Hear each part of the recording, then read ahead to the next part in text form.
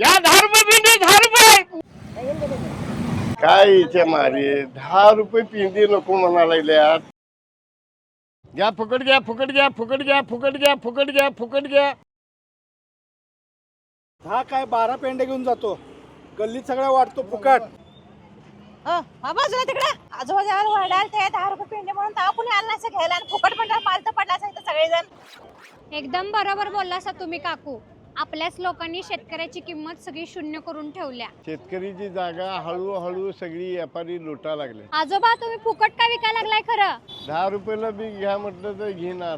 एवढं वज म्हातारपणे कुठे घेऊन जाऊ गावाकडे लई लांब होत परवडत नाही काय करायचं. शेतकऱ्याचं कष्ट शेतकऱ्यालाच माहित.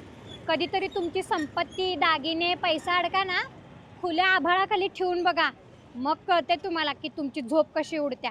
ठेवलंय का कधी तुम्ही असं? एवढी संपत्ती आम्ही खुल्या आकाशाखाली ठेवायला काही येडबीड आहे का आम्ही? तेच तर शेतकरी सगळी संपत्ती खुल्या आकाशाखाली ठेवतोय.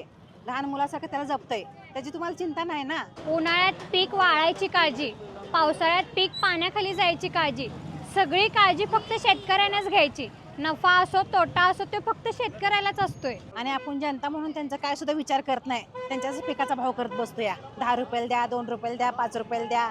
फुकट म्हणल्यावर सगळं गाव लुटतं घ्यायला. बाळा एकदम बरोबर बोललीस.